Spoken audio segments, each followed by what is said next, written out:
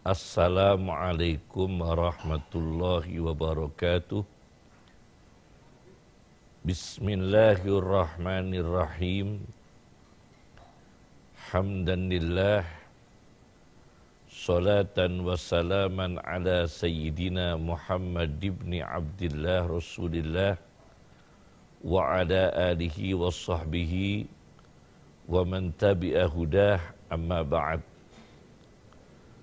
Pemirsa Cahaya Hati Antv dimanapun berada, semoga diberkahi oleh Allah Subhanahu wa Ta'ala. Pada kesempatan yang berkah ini, kami akan mengangkat satu tema yang berjudul Iman Menciptakan Aman. Pertama-tama kami sampaikan ada satu hadis yang diriwayatkan oleh Hakim At-Tirmidzi di dalam kitabnya Nawadirul Usul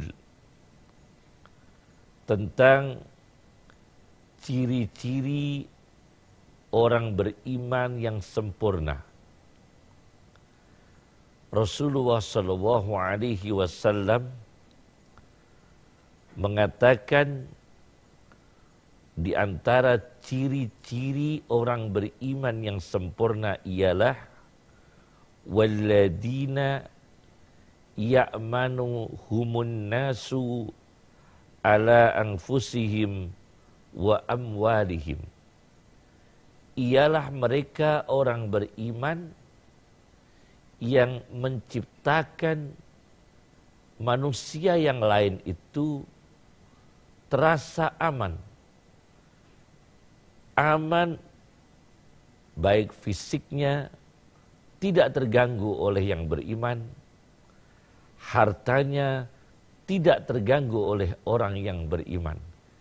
Ini tanda seorang mukmin yang sempurna, menciptakan aman, tidak mengganggu manusia, tidak mengganggu harta manusia.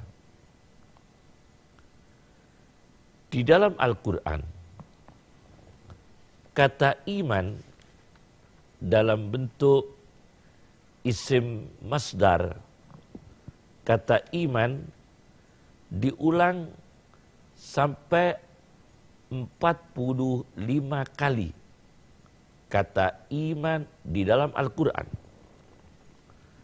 Di antaranya di surat Al-An'am ayat 82. Allah Subhanahu wa Ta'ala berfirman, alladzina amanu, orang-orang yang beriman, walam yalbisu imanahum bidzulmin, dan imannya tidak dicampuri dengan kedoliman, ulaika lahumul amnu, mereka akan mendapatkan rasa aman, wahum muhtadun, dan mendapatkan hidayah. Jadi iman menciptakan aman ialah iman yang tidak disertai dengan kedoliman. Mendolimi diri sendiri atau mendolimi orang lain.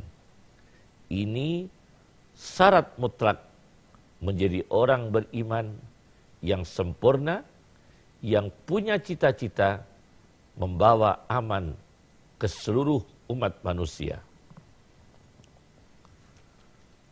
Ada satu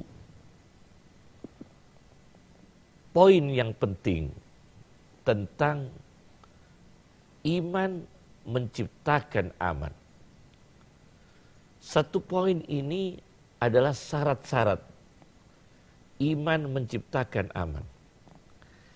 Pertama, iman mengamankan hak manusia. Itu termasuk bagaimana iman menciptakan aman, ialah iman membawa keamanan hak manusia. Tidak boleh mencuri, tidak boleh merampok, tidak boleh korupsi, tidak boleh merampas. Itu iman yang membawa keamanan. Tidak boleh khianat. Ada satu ulama bernama Al-Baihaqi yang punya kitab As-Sunanul Kubra. Tetapi saya baca di dalam kitabnya yang berjudul Syu'abul Iman karya Al-Baihaqi, diceritakan di nomor 5291.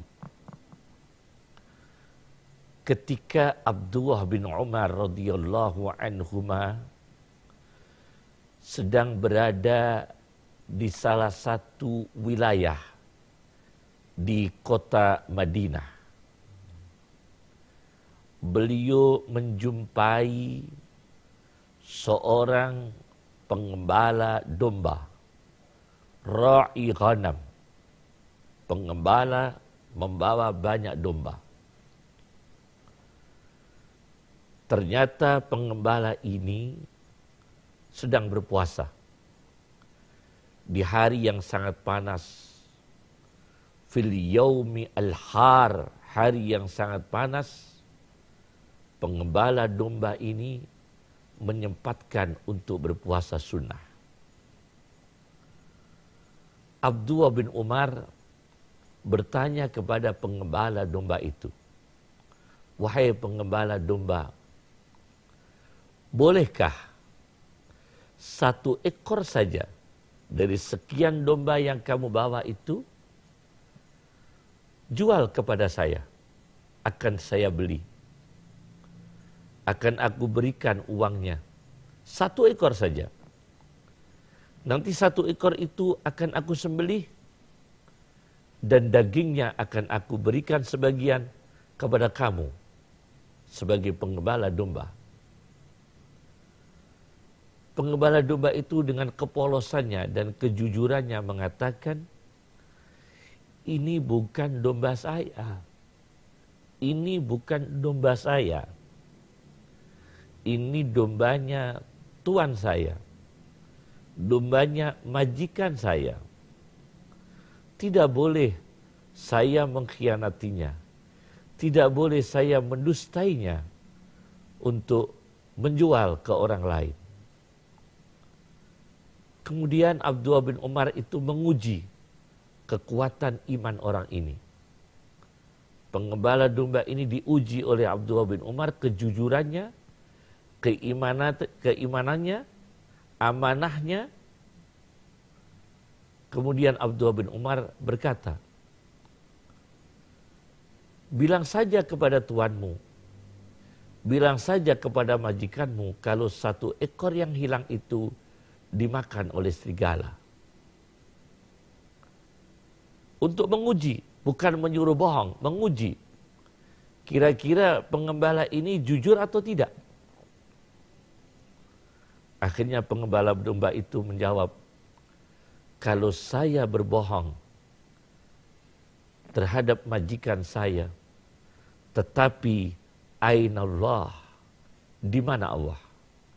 Saya pasti ketahuan oleh Allah. Saya bisa berbohong kepada manusia, tapi tidak bisa berbohong kepada Allah Subhanahu wa ta'ala. Pasti ketahuan." Akhirnya pengembala ini tetap mempertahankan kejujurannya, mempertahankan amanahnya, mempertahankan kewiraiannya untuk menjaga harta hak orang lain, yaitu domba yang dimiliki oleh majikannya.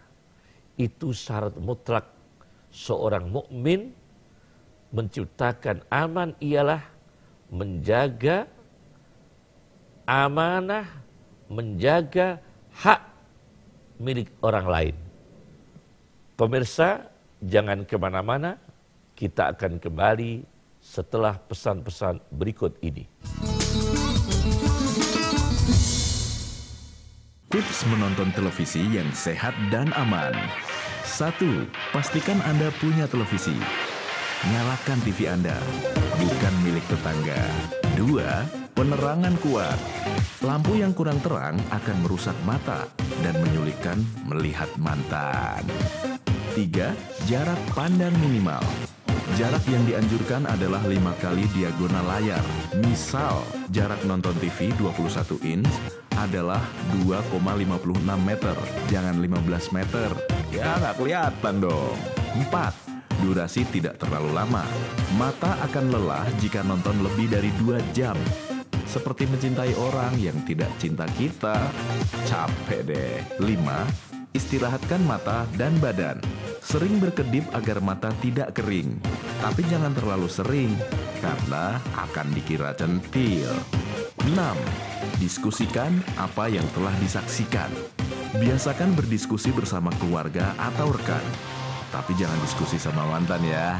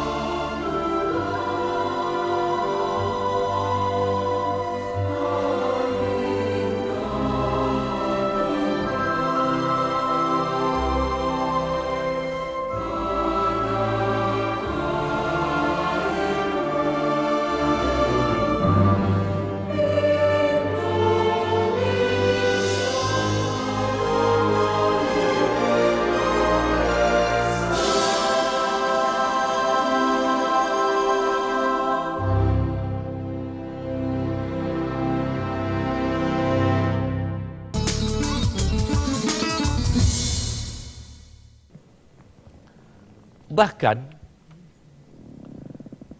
yang kedua adalah seorang mukmin menjaga haknya Allah Subhanahu wa taala. Haknya Allah, bagaimana kita menjaga haknya Allah? Allah punya hak supaya kita menyembahnya.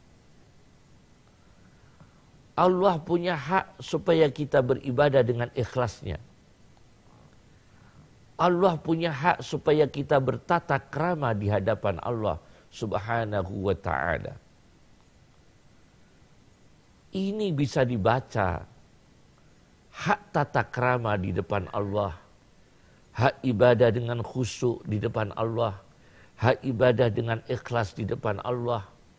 Itu suatu kewajiban di mana seorang mukmin menciptakan rasa aman, aman keikhlasannya, mulus ikhlas karena Allah, aman khusyuknya, aman ketenangannya ketika ibadah di hadapan Allah, bahkan aman tata keramanya. Saya baca di dalam tafsir karya orang Spanyol, orang Cordova, orang Arab menyebutnya Qurtubah. Di dalam tafsir Al-Jami' di Ahkamil Quran, karya Imam Qurtubi, diceritakan di surat Al-Mu'minun, mengambil riwayat dari kitab Sunan An-Nasa'i, diceritakan ketika Rasulullah Shallallahu Alaihi Wasallam sedang memimpin salat, membaca surat Al-Mu'minun, juz 18. Ketika sampai di ayat 49 dan ayat 50, sampai pada ayat 49 dan ayat 50, ayat yang menceritakan tentang Musa alaihissalam, menceritakan tentang Isa alaihissalam, tidak disengaja oleh Nabi sampai ke ayat 49, ayat 50 surat Al-Mu'minun, Nabi batuk, keluar batuk. Nah ini kalau dilanjutkan membaca ayatnya, maka akan membaca Al-Quran dengan batuk. Dan itu mengurangi kekhusyuan. Dan itu juga mengurangi tata krama. Maka Nabi berhenti pada ayat 49 ayat 50. Nabi berhenti. Tidak dilanjutkan ayat berikutnya. Karena apa? Demi menjaga, mengamankan tata krama dalam sholat. Karena batuk, maka ayatnya tidak dilanjutkan.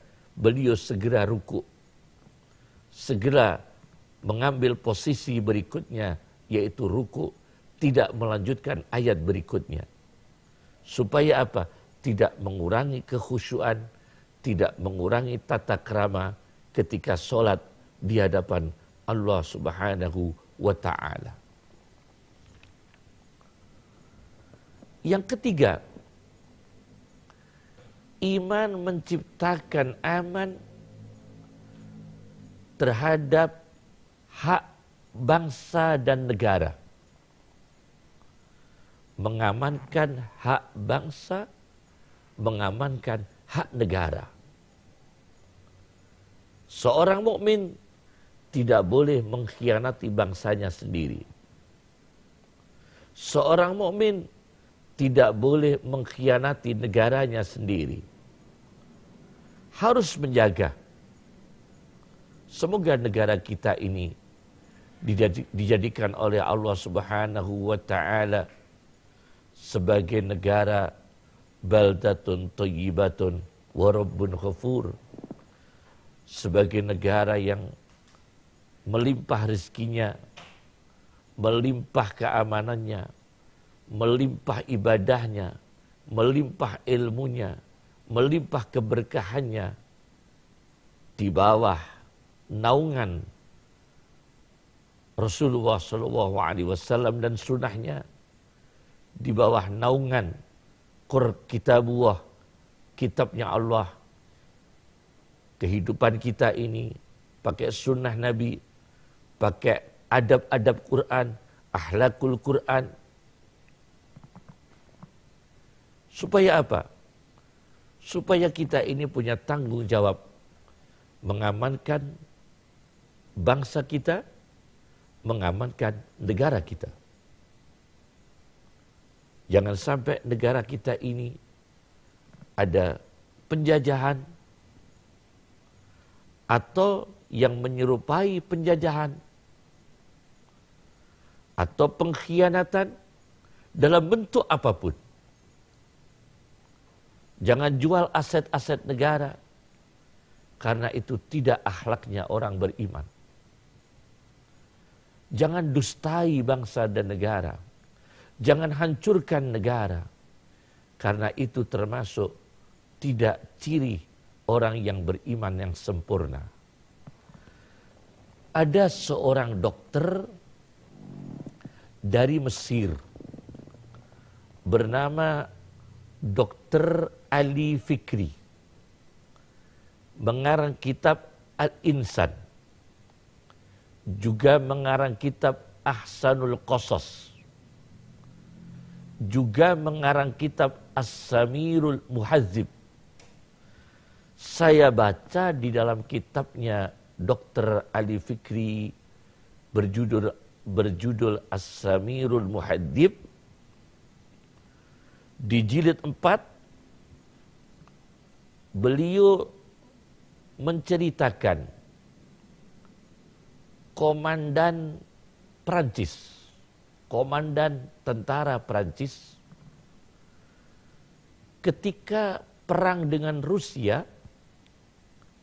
Komandan perang Prancis itu kehilangan betisnya. Betis kakinya itu hilang. Berjalannya waktu, komandan ini dijadikan oleh warga Prancis menjadi kepala daerah di salah satu benteng di Prancis. Mengepalai daerah yang ada bentengnya di salah satu wilayah Prancis dekat Paris. Ini komandan perang yang sudah kehilangan satu betisnya ketika perang dengan Rusia. Begitu menjadi penguasa, kepala daerah yang ada bentengnya, terjadilah perang yang selanjutnya, di mana Rusia bersama sekutunya menyerang Prancis. Apa kata sekutu-sekutu itu, termasuk Rusia? Menawari komandan perang itu yang menjadi kepala daerah benteng untuk berkhianat kepada negara Prancis. Komandan perang itu, komandan tentara Prancis itu ditawari oleh sekutu yang menyerang dengan uang malyune lirah, 2 juta lira, supaya benteng itu diserahkan kepada Rusia. Apa kata komandan perang Prancis itu? Kalau saya menyerahkan benteng ini kepada Rusia, kembalikan betis saya yang hilang. Yakni beliau menolak tawaran itu, tidak mau khianat terhadap negara.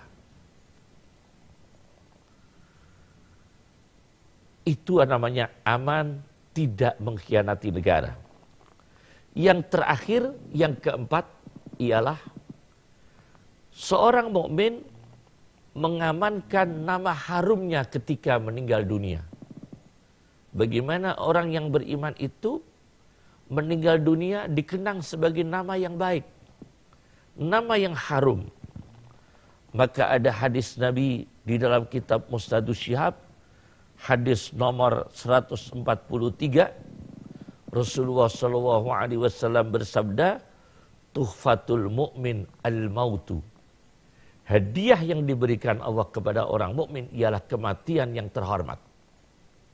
Ini hadiah yang diberikan Allah kepada orang mukmin adalah kematian yang terhormat. Tuhfatul mu'min al-mautu. Rabbana atina fid dunya hasanah wa fil akhirati hasanah wa qina adzabannar. Inilah pemirsa Cahaya Hati Antv yang bisa saya sampaikan. Tema yang berjudul Islam membawa Islam menciptakan iman, iman menciptakan aman. Assalamualaikum warahmatullahi wabarakatuh.